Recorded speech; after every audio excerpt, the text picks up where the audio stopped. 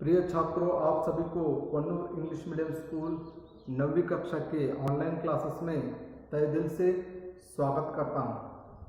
बच्चों, आप पिछले अवधि में कारक चिन्हों के 4 भेदों के बारे में जानकारी प्राप्त की।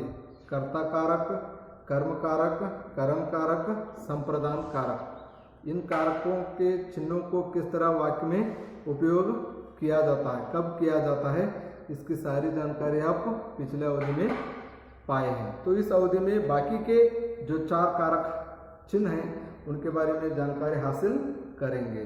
तो देखिए, 5वां कारक चिन्ह है अपादान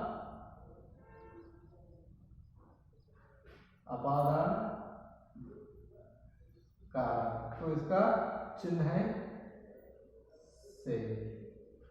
देखिए, यहाँ पे अपादान कारक का जो चिन्ह है से, इसका उपयोग कब किया जाता है। देखिए, क्रिया एक स्थान से हटना या दूर होने का बोध होता है। क्रिया का जो क्रिया होता है, क्रिया होने का जो स्थान हटना या दूर होने का बोध होता है, उस समय हम अपादान कारक चिन्ह से का उपयोग करते हैं। उदाहरण के लिए देखिए, पेड़ से फल गिरा। देखिए, यहाँ पे क्या हुआ है, पेड़ से फल गिरा। जो यहाँ पे क्रिया हुआ है, क्या हुआ है, पेड़ से फल गिरा है। तो यहाँ पे क्रिया हुआ है, लेकिन यहाँ पे क्या हुआ है, फल जो पेड़ में था, फल उसका स्थान कहाँ पे था, पेड़ में था। तो अब देखिए, उस स्थान से क्या हुआ है, हटा हुआ है या दूर हुआ है, नीचे गिरा है। तो देखिए, यहाँ पे कौन सा चिन्ह का उपयोग होता है, से। तो ये से अपादान कारक का जो चिन्ह है। तो देखिए, पेड़ से फल गिरा। ठीक है। तो देखिए, हम अपादान कारक चिन्ह का उपयोग कहाँ करते हैं, जो क्रिया का स्थान हटना या दूर होना, उस समय हम अपादान कारक का चिन्ह से का उपयोग करते हैं। ठीक है। तो देखिए, 6वां है संबंध कारक।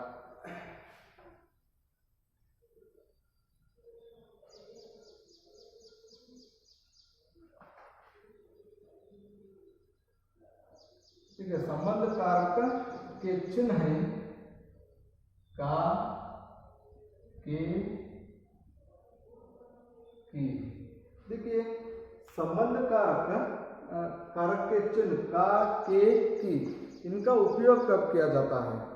देखिए, संज्ञाओं के बीच भिन्न भिन्न प्रकार के संबंधों का जो बोध होता है, उस समय हम संबंध कारक के चिन्ह का, के, की का उपयोग करते हैं। यहाँ पे देखिए,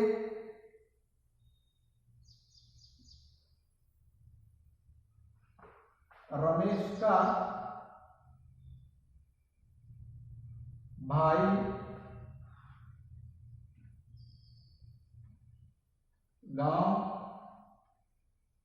गांव को गया। तो देखिए, यहाँ पे हम पहले ही बताए, संबंध कारक संज्ञाओं के बीच भिन्न भिन्न प्रकार के संबंधों का बोध होता है। तो देखिए, यहाँ रमेश और महेश, इन दोनों के बीच संबंध जुड़ा है। ठीक है। किस प्रकार का, भाई। ठीक है। तो देखिए, यहाँ पे रमेश का भाई। ठीक है। तो यहाँ पे क्या होता है, का, यहाँ पे संबंध जोड़ता है। दोनों संज्ञाओं के बीच संबंध जोड़ने का जो काम कर रहा है, का। तो ये संबंध कारक का चिन्ह है, का है। ठीक है। तो और एक देखिए,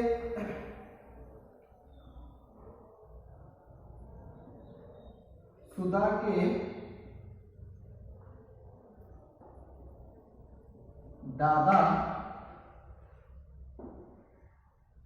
दादा वकील हैं। देखिए यहाँ पे, देखिए यहाँ पे संज्ञा है सुधा, यहाँ पे दादा संज्ञा है, इन दोनों के बीच संबंध जोड़ रहा है के, ठीक है।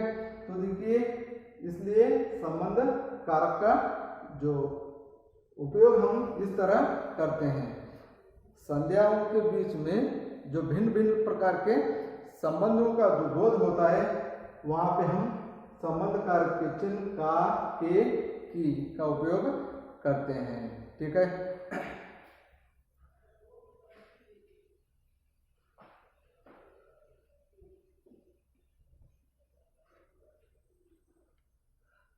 अब सातवां है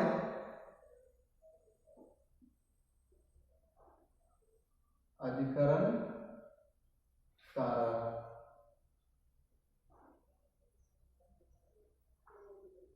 तो इसका चिन्ह है में, पर।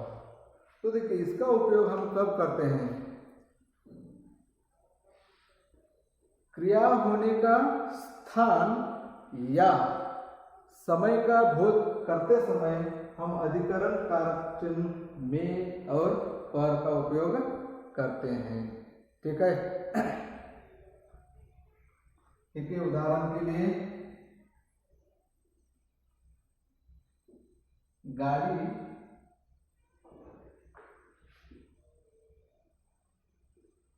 आने में देर है,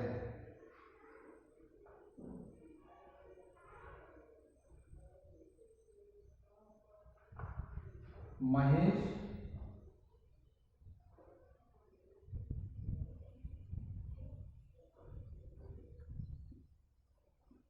मैसूरू में रहता है। यहाँ पे देखिए गाड़ी आने में देर है, देखिए यहाँ पे क्या हो रहा है, में का उपयोग हो रहा है, ठीक है। तो महेश मैसूरू में रहता है, तो यहाँ पे में है, ठीक है। तो इस तरह अधिकरण कारक चिन्ह में और पर का उपयोग हम कब करते हैं, क्रिया होने का स्थान या समय का बोध करते समय हम क्या करते हैं, अधिकरण कारक के चिन्ह में और पर का उपयोग करते हैं।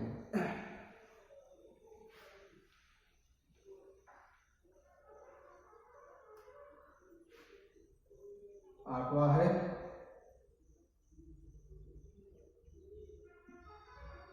संबोधन कारक।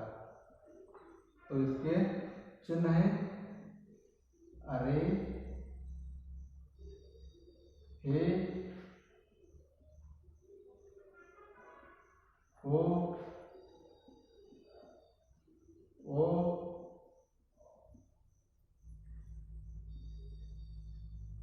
वाह।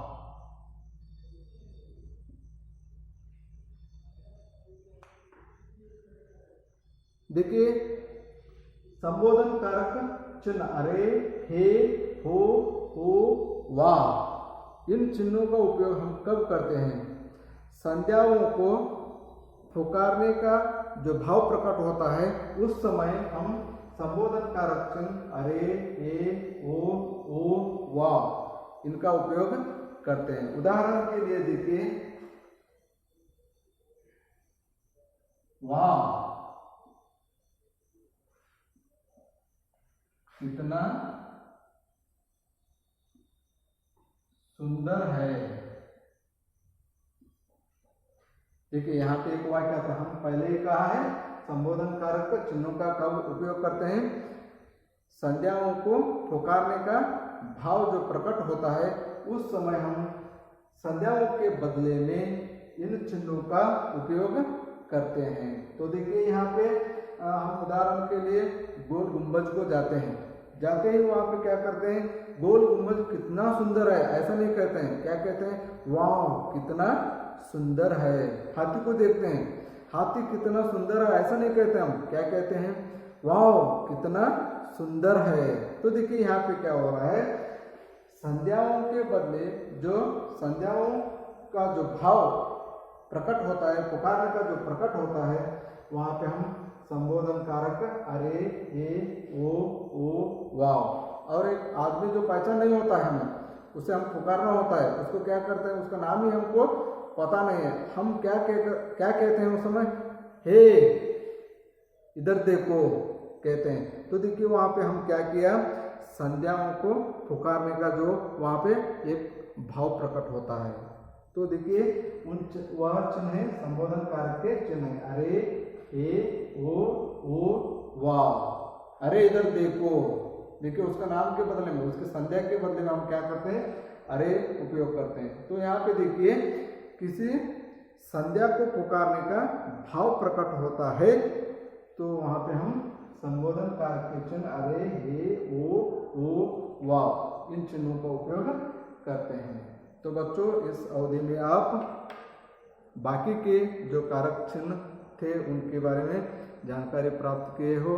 तो देखिए आपके आने वाले 9वीं कक्षा के एग्जाम्स में एक प्रश्न इस पर पूछा जा सकता है, और इसको इन चिन्हों को अच्छी तरह आप याद रखते हैं तो कब इन चिन्हों का उपयोग किया जाता है उसको समझ लेते हैं, तो 10वीं कक्षा में भी एक प्रश्न आपको एनुअल परीक्षा में पूछता है 1 अंक के लिए, वहाँ पे आपको आसान हो जाएगा। तो इसलिए कारक चिन्हों को अच्छी तरह याद रखिए, कौन सा कारक का कौन सा चिन्ह है और उसका उपयोग कब किया जाता है।